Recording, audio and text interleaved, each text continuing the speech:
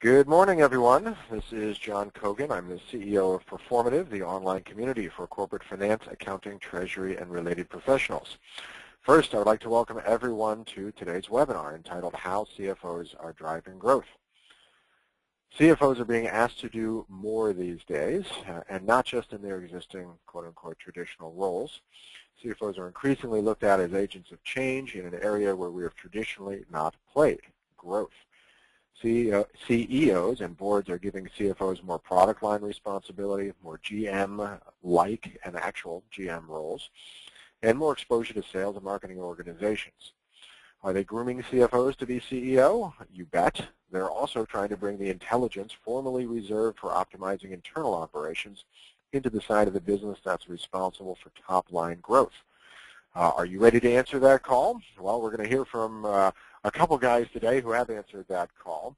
And before I get into any introductions or the rest of our preamble, I have to note that Jim McGeever came down with a very bad cold yesterday and is unable to join us this morning. I will be presenting Jim's slides, so he sends his apologies, and I send my apologies for any butchering of his slides that I might present. But we've got his content. I'm somewhat familiar with it, and I think we're going to still have a great presentation this morning. So just to let you know, it'll be me instead of Jim talking on that front this morning. We still have Rob Hull, our other speaker. First up, I would like to thank Adaptive Planning and NetSuite for helping us make this event possible. This event, like everything we do on Performative, whether it's events or our website, and access to all the wonderful information, is all free. And that's thanks to the likes of today's sponsors. So NetSuite and Adaptive Planning, thank you very much.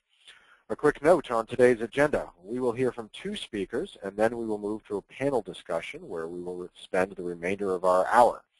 We would like this to be an interactive experience for you. So if you have any questions at any time, please go to the questions area in your GoToWebinar control panel and send us your questions.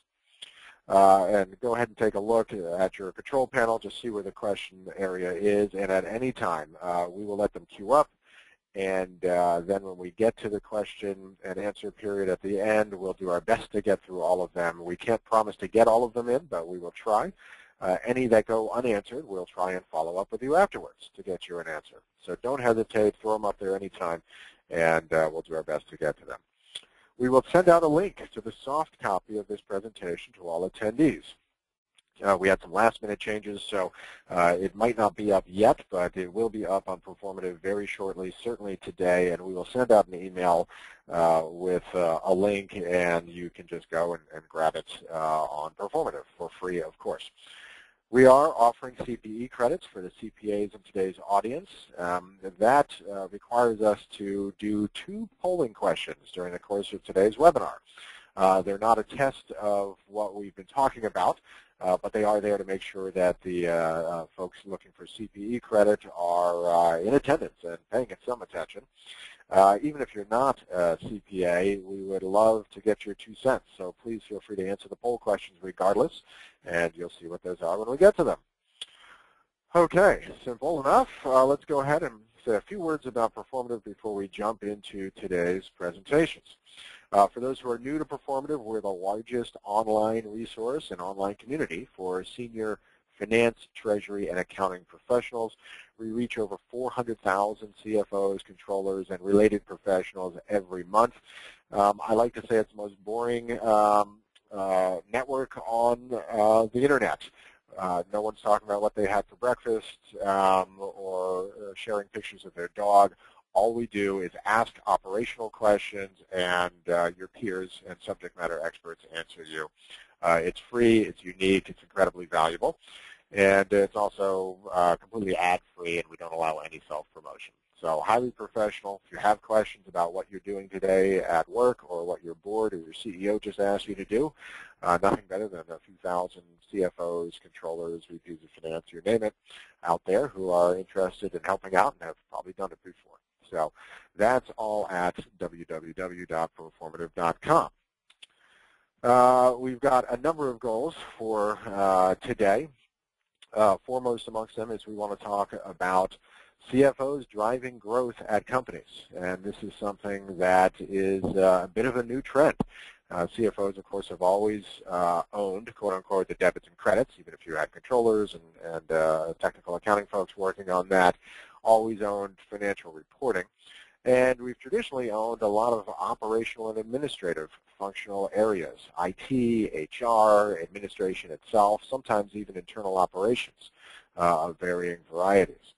But rarely has it been owning growth, owning businesses, products, M&A, working directly with sales and marketing organizations to help them tune their organizations. In fact, I would say, given my experience, has often been something of an adversarial relationship with sales and marketing organizations. That is changing, and changing dramatically, and it's being led by smart CFOs and finance and accounting leaders everywhere.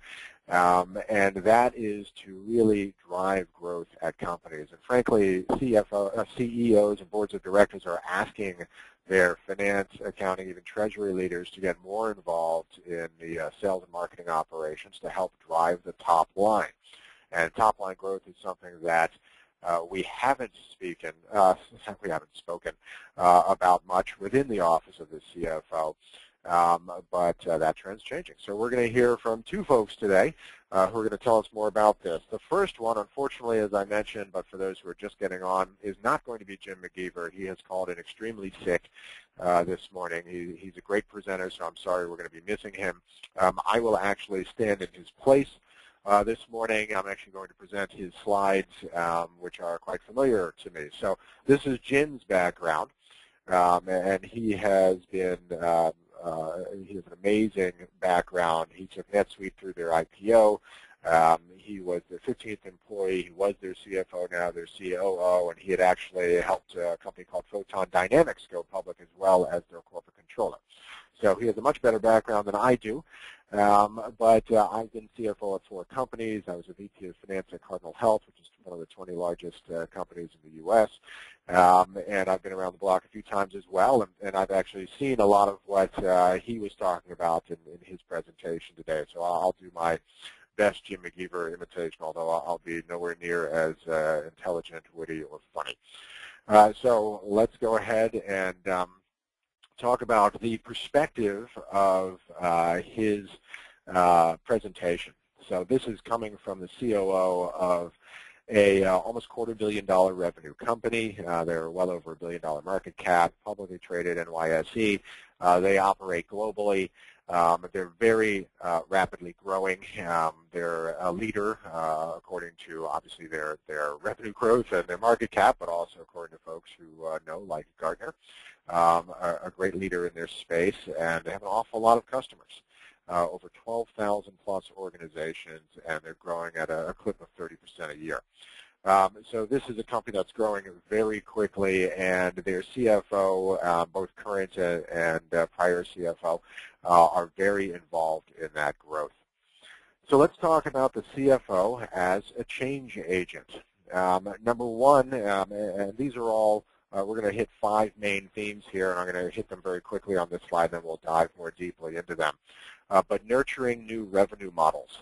There are a lot of new revenue models these days. We'll talk about one that's near and dear to NetSuite coming up soon. But CFOs are starting to, instead of react passively and be told, hey, we're going into a new business, we're launching a new product, and this is going to create a new revenue model for us, they're actually actively helping their companies move into new revenue models and find new business opportunities. So that's something we'll talk about at greater length. They're overseeing now the whole business. Certainly internal operations used to really be largely the domain of the CFO, and it's not at all uncommon for the entire HR organization, IT organization, and administration to report up to and through the CFO. And that's where it stops. Well, these days, the CFO is not running sales and marketing frequently. I guess that's happening in a couple of spots, but we're certainly having a lot more communication. We're providing a lot more service to those organizations, and we'll take a look at that from a number of angles. Optimizing processes for revenue. This is interesting. We used to get in the way of revenue. There would be pricing teams, there would be deal desks, and frequently finance was getting in the way of revenue. Now we're looking more at how can we help optimize the entire revenue process from soup to nuts. So we'll look at that. Creating a revenue-centric culture. This is a fun one. Can you actually generate additional sales from your accounts payable people? Turns out you can. And we'll look at some of the ways we're creating a revenue-centric culture from within finance and accounting. And then the CFO and the office of the CFO, as I call it, is more customer-facing than ever before. So we'll talk about all of these things, but in general, the big takeaway is the CFO's role has expanded greatly. From being the numbers guy or gal to genuinely managing revenue and efficiency across the organization. This is all great stuff. I personally view it as extremely fun and interesting, and I think it's a good thing that this is happening, but it's certainly something that we haven't been trained for, and we're happy to have everyone today so we can talk a little bit about it and share some thoughts and ideas. So let's take a closer look at those top 5. We'll start with managing the changing nature of revenue. So the old way for a software company, and remember these slides are all coming from Jim McGeever at NetSuite's perspective, software companies tended to be perpetual license driven. So the booking, getting that initial deal was everything. You get that done, you deliver some software, and then you're just on maintenance for however many years you have a customer. Quarterly performance was immediately evident in your P&L. What you booked showed up that quarter. There wasn't much lasting impact except for maybe a 10 to 20% ongoing maintenance per year. So the way you presented your financials and the way the every sale impacted your financials was immediate. There were a lot fewer moving parts in that arrangement. You didn't have to continue serving the same customer month after month after month the way you do in certain new models. There was less visibility and predictability. So it was always a question of what did the company close this quarter? It was very unpredictable. It could have a really high beta. Made it difficult for analysts following companies to understand what next quarter's performance was going to be by just looking at this quarter's. And sales own the revenue forecast, lock, stock, and barrel. The finance organization, maybe they had some participation. Certainly they were probably rolling it into long-term forecasts, et cetera. But beyond that, there wasn't a lot of play traditionally. The new model, certainly for NetSuite and for a lot of the software industry, and I would actually, John Cogan would dare to say, that this is the way that the vast majority of enterprise software will be delivered within the next 5 years. Even companies like Oracle and Microsoft are moving in this direction as quickly as they possibly can. And this is subscription revenue. The booking is just the beginning. If you're on a monthly subscription, quarterly or annual, you could lose that client at any time. This changes things massively. The internal visibility to all things bookings and continuing customer engagement is more important than it's ever been. So you used to focus as a CFO, not exclusively but highly on external visibility to bookings and the customer. Now it's as important to have that internal visibility across your organization because so many parts of the company are now responsible for keeping that customer next month. We had them this month. That doesn't matter next month. We have to win them again. We have to keep them again. So that is driving a lot of new behaviors, and that's being driven primarily by the finance organization. Pardon me. Model-driven P&L. So this is interesting. There's a lot more potential predictability in the P&L than in this SaaS or cloud-based, subscription-based model than there was in the perpetual license model. Because if you do succeed in getting people month after month, quarter after quarter, they're essentially renters. And that can be a much more predictable business model, a much more predictable revenue stream and cash flow stream than anything we've seen in the past. So this is actually driving a lot more predictability in the P&L, but it also means that businesses tend to grow more slowly. So whereas you might be able to get the same $1 million worth of licensing fees from a customer, you would do that over 3 years, 5 years, instead of getting that big lump up front and then just getting the 10 to 20% maintenance over the long term. And finance owns the revenue forecast. So finance has really become an intimate part of revenue forecasting, now working far more closely with the sales organizations, working with regional sales leaders. Frequently now you'll see financial analysts assigned directly to sales organizations on a much smaller scale actually than they were previously. And that puts finance right in the middle of what's going on in terms of revenue forecasting for the company. So this is apples and oranges. It's truly just a completely different model. Number 2, cross-functional business efficiency. Finance was always responsible for business efficiency within the finance and accounting organizations, but now we're actually being asked to do these same things, be the process experts, the efficiency experts across the organization. So whereas we may have looked at the HR organization and tried to optimize that 5 years ago, 10 years ago, now we're being asked to do the same thing within the sales organization, the marketing organization. And what finance and accounting bring to this table is entire business visibility. So it allows us to really understand what's happening across the entire organization, and we have traditionally been the process experts. I don't know how that landed on finance and accounting, but I guess somewhere along the line we got good at that, and people started to depend on finance. You need to, update major processes in IT or in the engineering organization. Frequently, finance was called in. Now we're being called in into these new areas.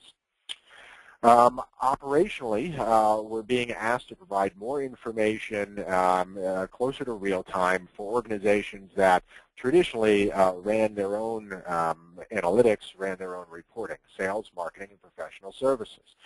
There's all sorts of measurements and processes that we're being asked to come in and help them with. So under number 3 here, opportunity to cash, people are actually looking across their business and understanding, okay, well, if cash is king, and if sales are the front end of what gets us cash, how can we optimize the process of going from an opportunity, which is someone's idea that we're going to have a chance at closing something in our sales pipeline, all the way to collecting cash, and how can we do that in the minimum amount of time?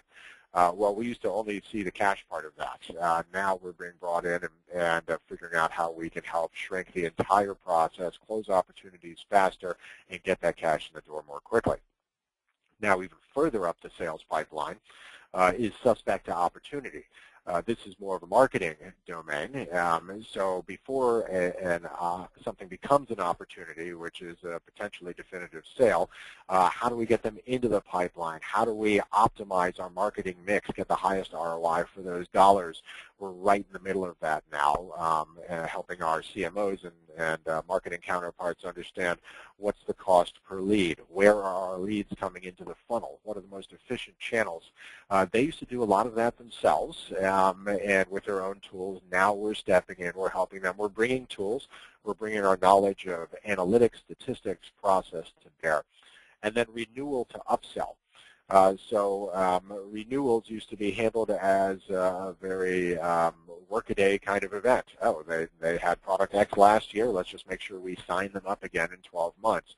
Well, now the service organization, which frequently runs renewals, sort of the folks responsible for the continuing relationship, now there's a lot of upsell they can be doing, and finance is right in the middle of understanding what upsells well.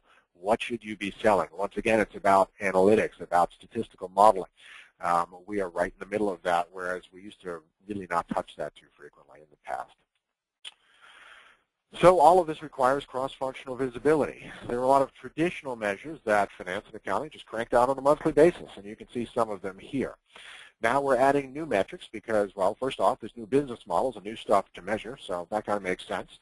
A lot of operational measures which don't necessarily have to do with debits and credits, but we're pulling those in. And actually a lot of the technology we use these days helps us pull that in because they understand that these other measures are important, they accommodate it, But once again, it seems to be falling to the finance organization to take these measurements and make that reporting happen and disseminate that information throughout the enterprise. So we are right in the center of that. And then there's standard financial metrics that we've always, many companies have collected. A lot of today's tools and technology are making it not only easier for us to collect this, but easier for us to put it in the hands of people who can actually make direct impacts into these things. Finance professionals don't do a lot of the selling. So we've been reporters, and frankly, in the past, we've done a lot of reporting ex post facto, after the fact. Now, with today's best technology, we can actually push this information out to people who can change the outcomes immediately. We can help salespeople sell more quickly. We can help marketers get information in the hands of potential customers more quickly, more effectively. That's what we're doing. And here's a little snapshot of something that's on the dashboards of a lot of CFOs, and that is sales information. So not just high-level P&L, but getting right into the sales operations. How many deals have we closed? How big are the deals? What's been billed, unbilled? What's our ASPs? We're right in the middle of that these days. New challenges, but it's genuinely fun, and you're bringing all sorts of new information and power to your internal business partners. Next up, optimizing processes for revenue. What we're looking for here is less friction between sales and finance. I mentioned that's been an adversarial relationship. I've worked for very large companies, Cardinal Health, Cisco Systems, Allied Signal, in finance every time. And it used to be difficult, frankly, and I won't name the organizations or the companies, but we were actually gatekeepers, and I think there was some pride in that. I know misplaced pride, but I think it was, hey, this deal isn't going to get past us unless it's, absolutely according to Hoyle, as they say. That makes it more difficult to make sales. And we'll address the other side of this coin in a moment. A lot of manual entry to create a sales order, very difficult and slow processes. Spinning wheels to get a quote together is actually difficult for salespeople to do their jobs, and that's because we weren't making it as easy as we possibly could in the sales organization or with the technology we were using. And that would create a lot of time in the sales process, and time means lost sales. The longer you have a sale out there, the less likely it will happen, and that is just by definition. So we weren't making it easy on our sales counterparts, and that means we weren't making it as easy to get sales as we could. Now there's a lot more focus on finance as a sales partner. How do we actually help them get sales done? That doesn't mean slapdash. That doesn't mean doing the wrong thing for the company or for the investors, but it means becoming more of a partner in all sorts of ways, changing our attitudes, and realizing that finance owns the top line. We do. Insofar as we touch the top line, we need to own that, and we need to bring all of our expertise to that process. Efficient sales contracting process. This is a place where technology is really helping, especially with a lot of the sales suites that are integrated and give you visibility from the CRM perspective, which is the pipeline, the opportunity, all the way through to the close process. That is really helping us help our sales partners. Self-service quotes, that's another technology issue largely, but it's also a capability that we've given up a little control on, but we've actually used systems to maintain the control, maintain the rules, but allow our sales partners to move much more quickly. Creating a revenue-centric culture. Capture more revenue during renewals. This is a great example. Renewals used to just be a simple process. No one was thinking of upsell, or very few people were. Certainly in finance, we weren't taking responsibility for that. But the renewal process, I think, was highly automatic. That's changing. How do you equip everyone to be a salesperson, even accounts payable, even customer support? These people can all support a sale or drive a sale, whether it's new sales, upsells. This is something that we can impact, and once again, it's an attitude. If you empower the AP person who's making the collection call, and if they're calling someone who might influence a sale, maybe the next sale, maybe it's the next renewal, that can make an impact on that sale, on that renewal. That's a training issue, that's an attitude issue, and that's something we're seeing changing across the country in finance and accounting organizations.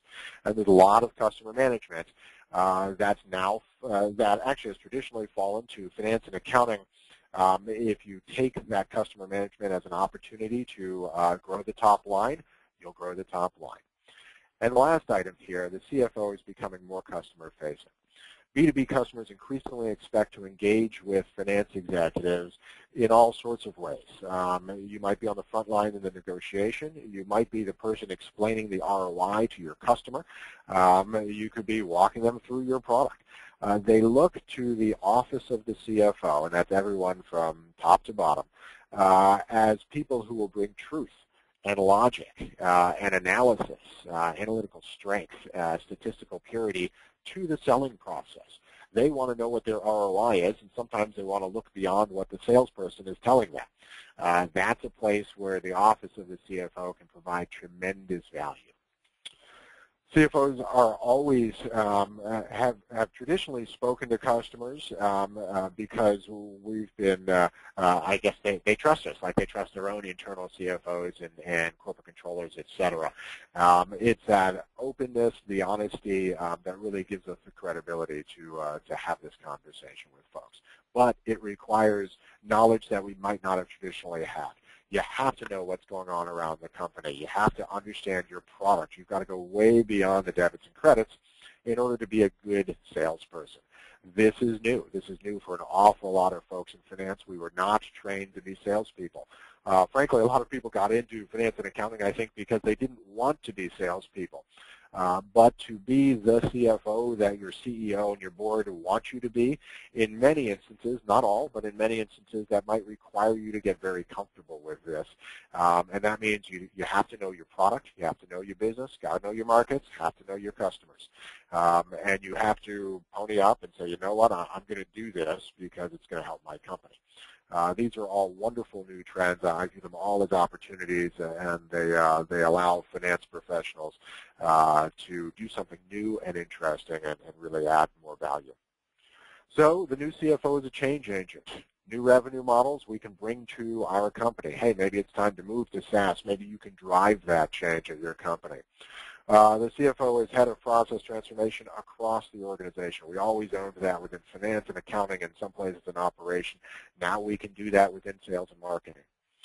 Maintaining strong controls while eliminating revenue bottlenecks. This is actually a lot easier to do. You just have to have the mindset and say, you know what, if we have the right systems and the right processes, we're not actually losing anything. There's not a train wreck out there waiting to happen.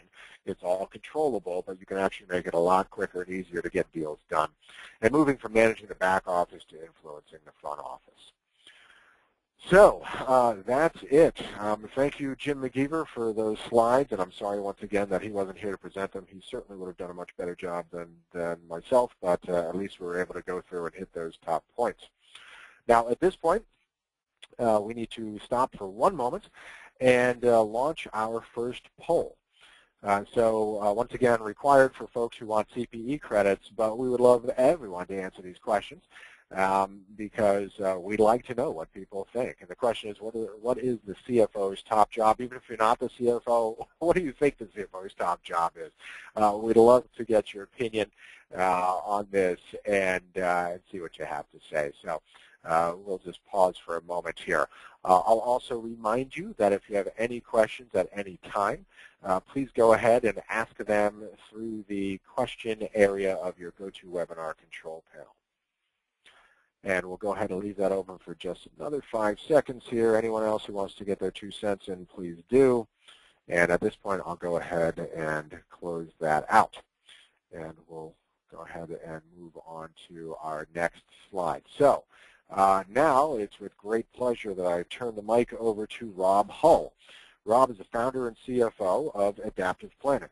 He has over 20 years of executive and financial management experience and a solid track record of building market-leading venture-backed businesses and high-performing teams.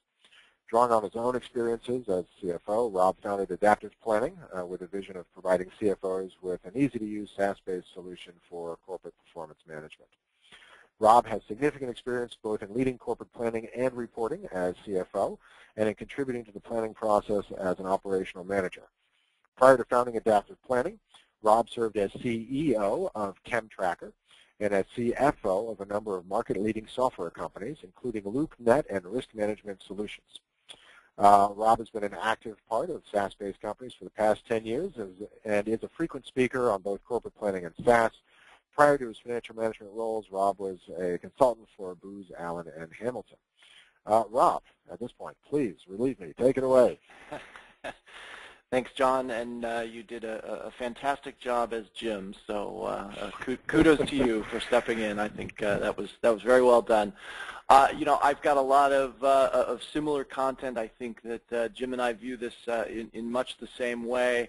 Again, you know, my background, I've come at this from the perspective of a CFO, founded, in fact, a company in adaptive planning really dedicated to helping CFOs with this job of managing the business, really managing, in fact, the data and the information around the business. And I think that what I see, and even in listening, John, to you speak in the voice of Jim, you know, a couple of things really jump out at me, and that's that, you know, as a CFO today, we have the unique opportunity of having an enormous amount of data at our fingertips. And really, I guess what I see in the role of the CFO is that with all of that data, really the organization looks to the CFO to capture and help them to assimilate all of that information, but then to provide some good analytics around it, and really then with that be good problem solvers, process experts, and very good at sort of overall corporate collaboration, really a focal point for information and communication across the organization.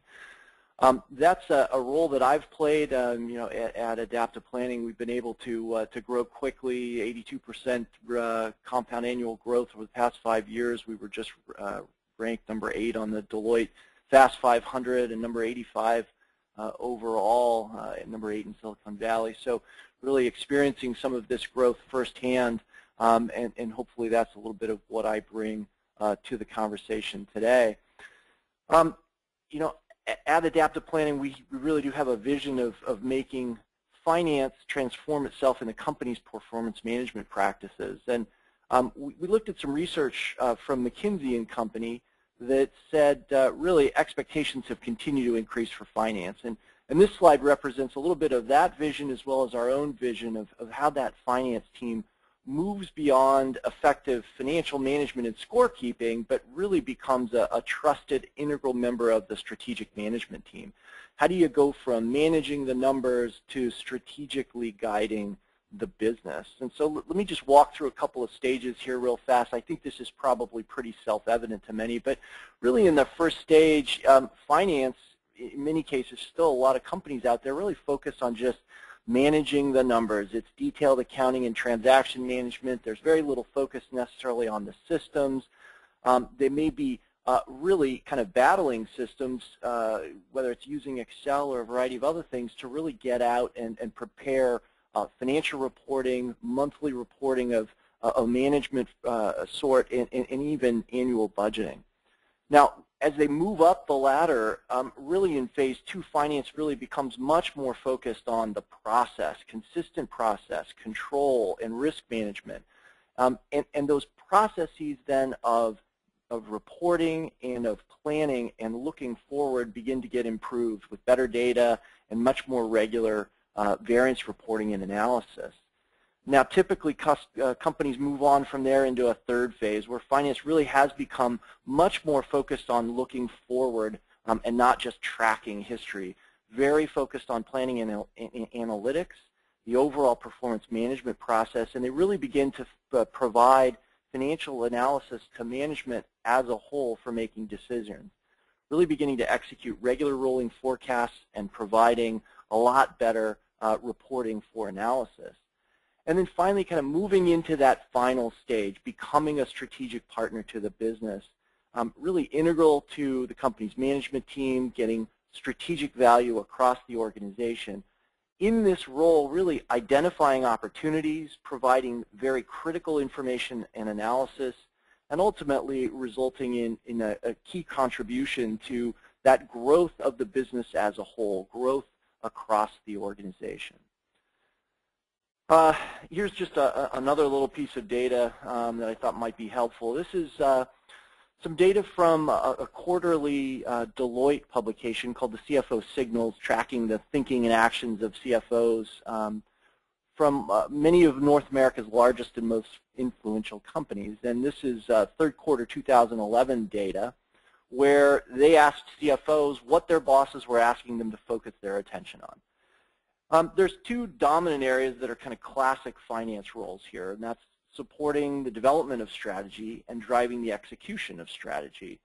But if you look just behind that, there's really a more active role in shaping the details of the company's strategy, which is kind of a testament not only to the amount of strategy rework going on, but also to the value-added role that the CFO is playing in strategy definition itself. And so all of this, again, pointing to the much more value-added role, much more growth-driven role that CFOs are playing today.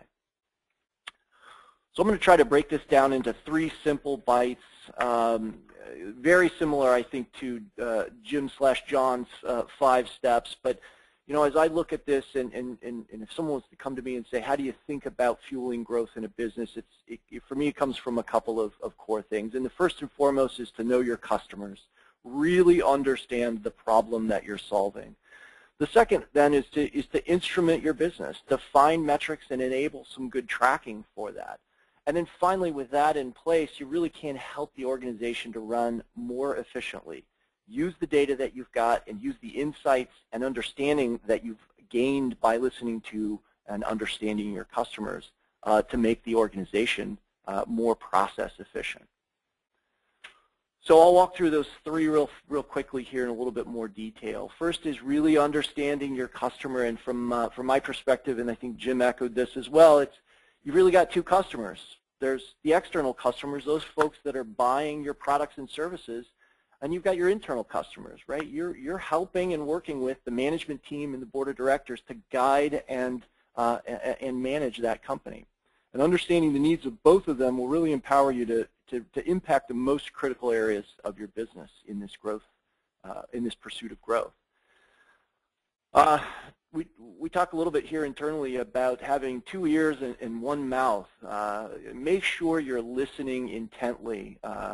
You know, use both ears and listen to what's being said, and that really here applies in both cases.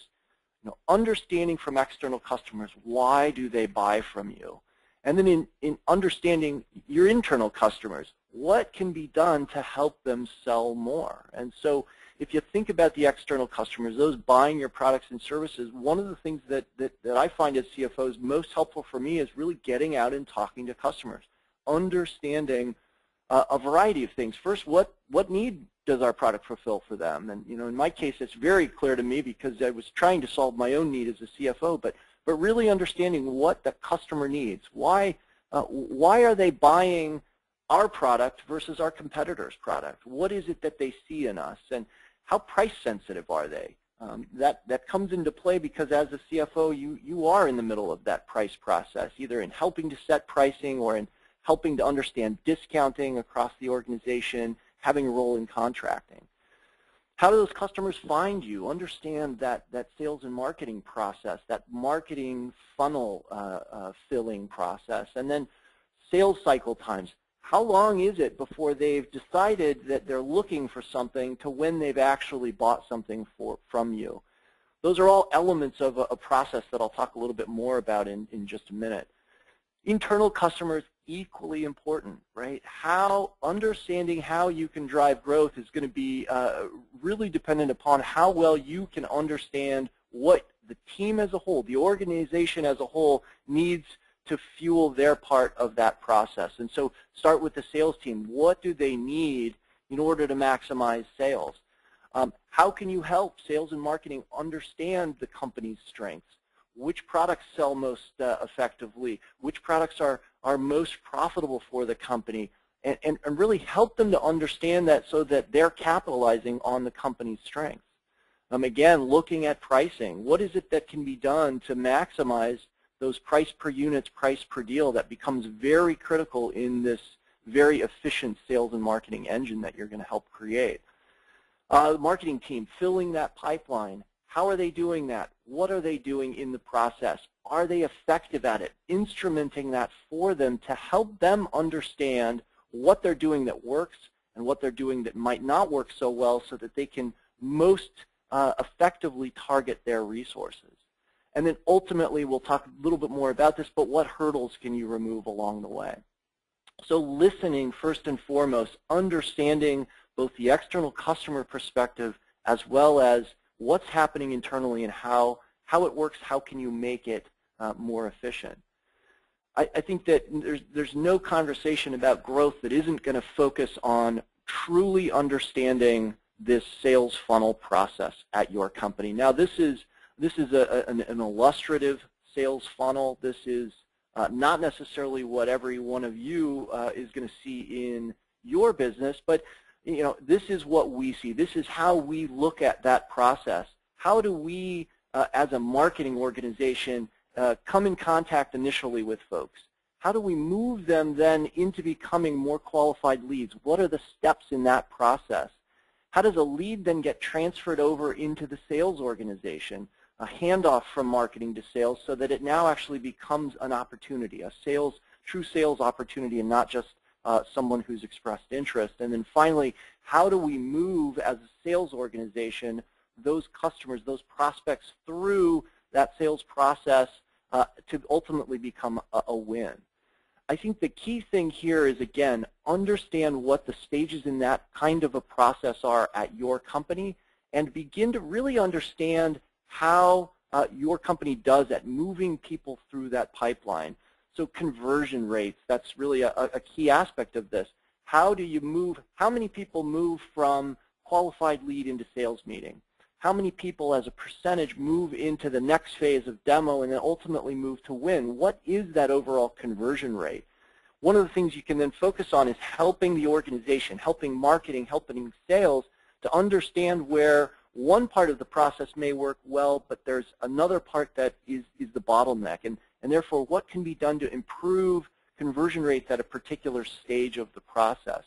Ultimately, the goal here is to improve and increase conversion rates overall and make sure that the entire sales and marketing organization understands how that process works, what their role in that process is, and again, how effective your organization is at moving things from one stage to another. That's helpful then not only internally but also externally, as you can begin to get some information about how do you compare to others in this conversion process.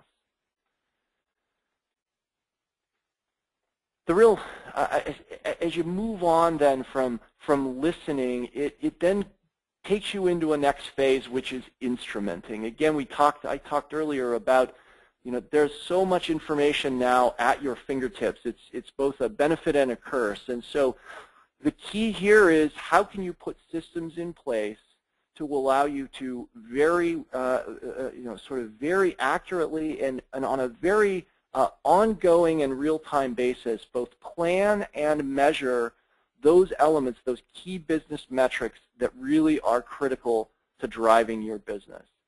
And so for us at Adaptive Planning, this really is a process. This is what we do. It's the corporate performance management process, really a holistic view of the company that is about delivering timely and accurate information through dashboards, KPIs, reporting, allowing you as an organization to quickly reforecast, to create very driver-based plans and perform all kinds of what-if analysis. So in the middle of a month, understanding whether it's a macroeconomic driver that may be changing or it's something very unique and specific to your business, a new product line that's coming out, allowing you to perform scenario analysis around that so that you understand and can communicate across your business what is expected going forward.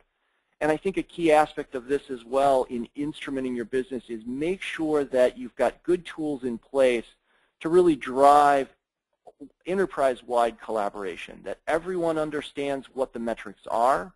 They are specifically given goals driven by very quantifiable metrics, and that as a finance organization, not only have you enabled that process, but then you've enabled good ongoing communication of progress against metrics, reforecasts against changing information, and again, just keeping that cycle of information going so that everyone understands the detailed data that applies to their portion of the business.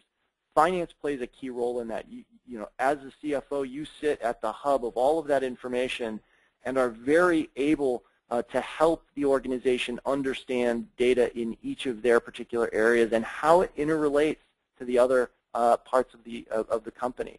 Really putting good systems in place to make sure that communications happens effectively is a critical part of your role.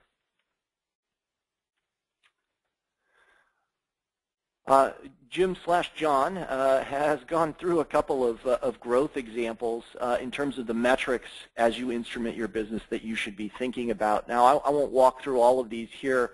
I think the key from my perspective is there are a number of very important metrics in really understanding both what does it cost you to bring business into your organization, and once you do that, how big are those deals? How effective is your team at maximizing the size of the deal?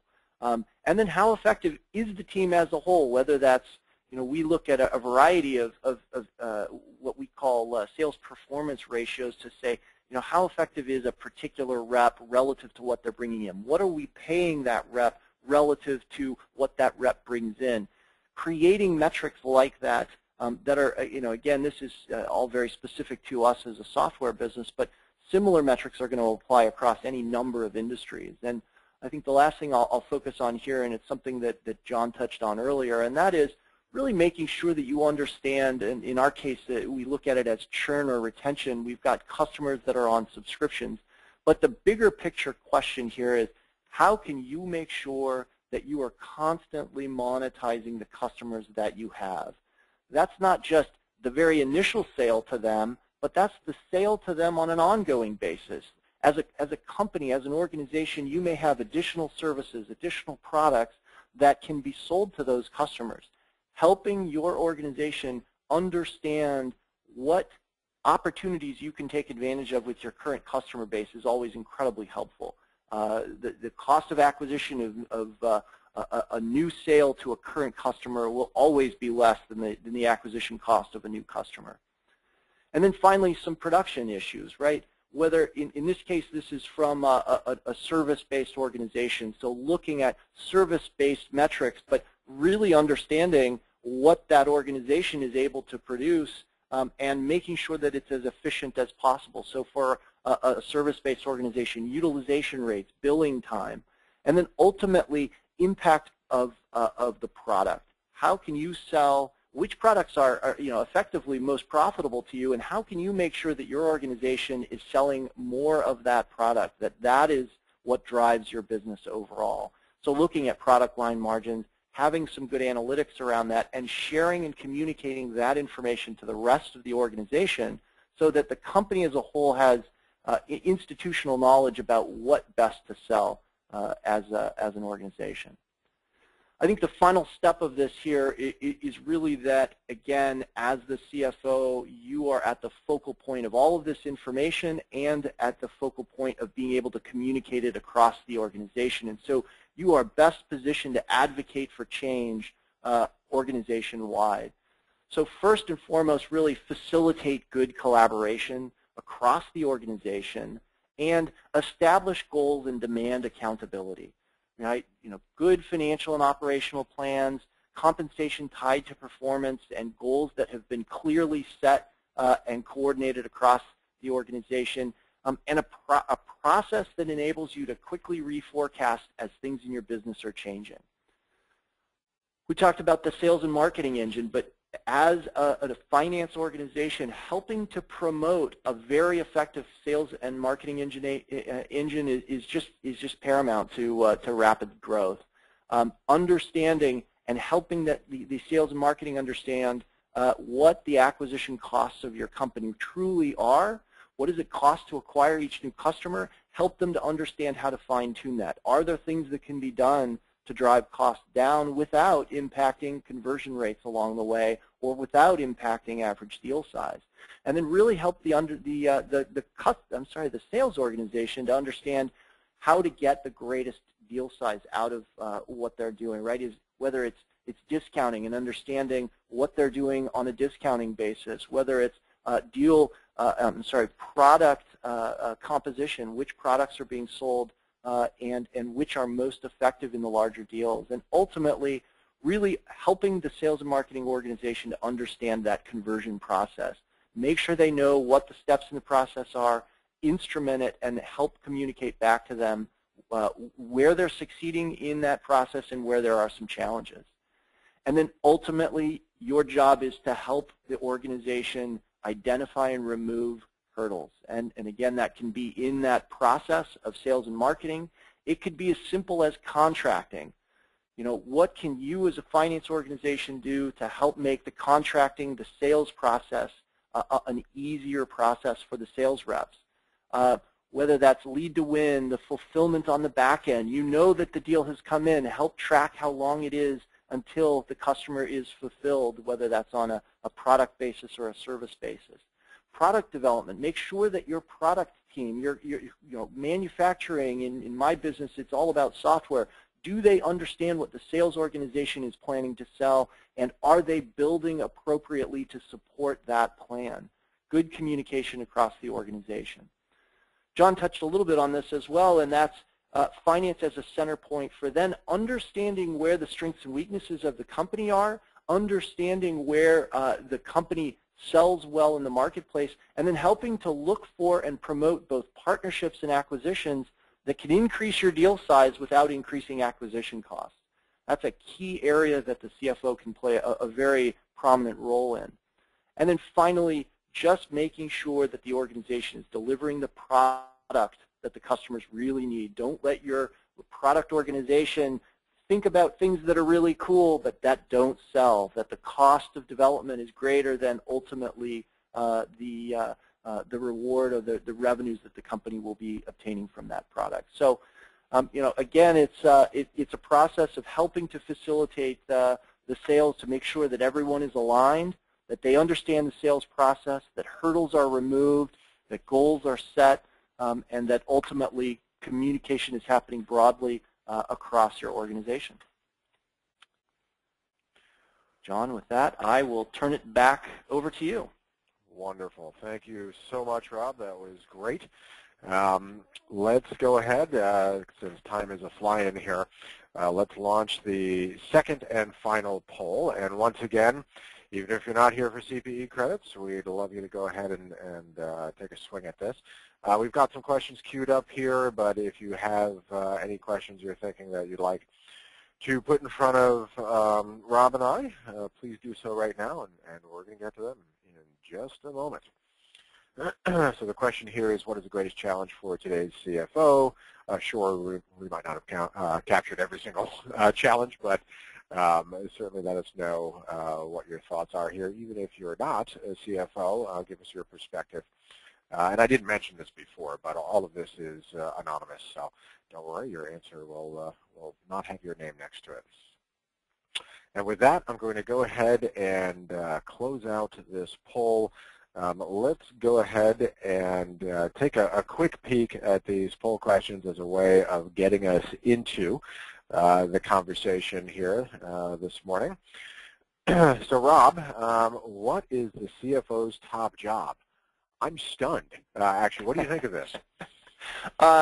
Well, I guess given today's webinar topic, I'm not entirely surprised to see that folks are focused here on helping the company grow.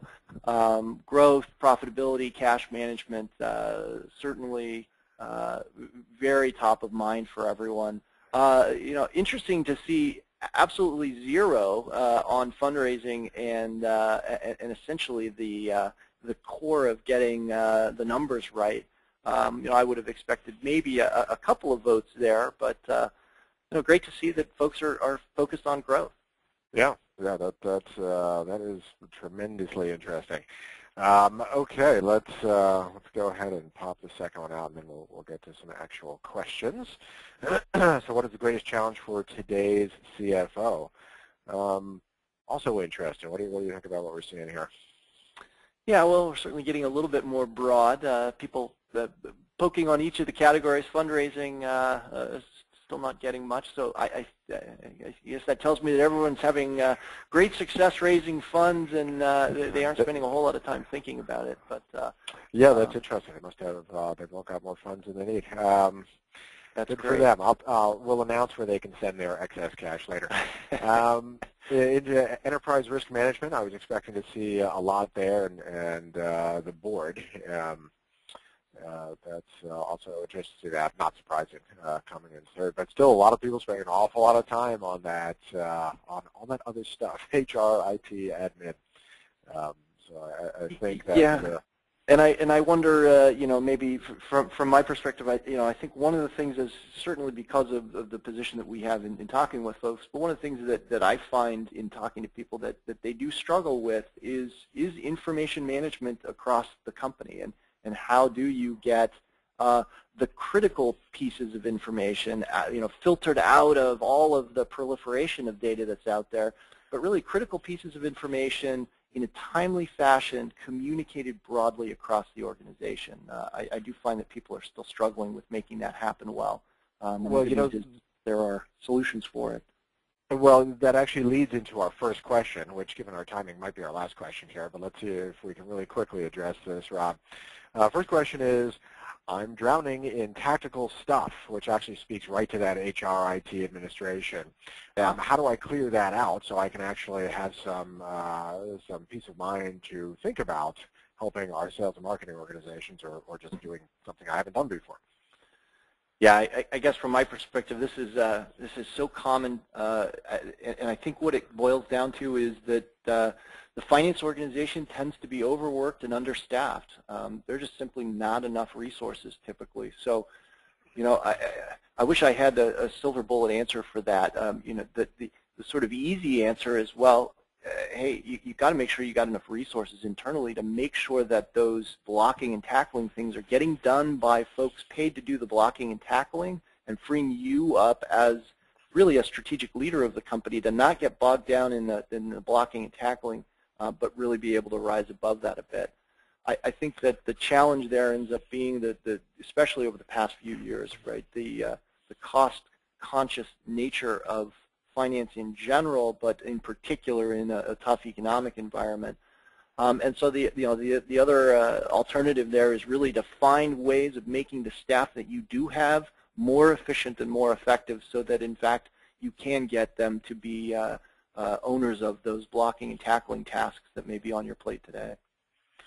And not to be a shill at all for our current sponsors today, but I have to throw my 2 cents in here.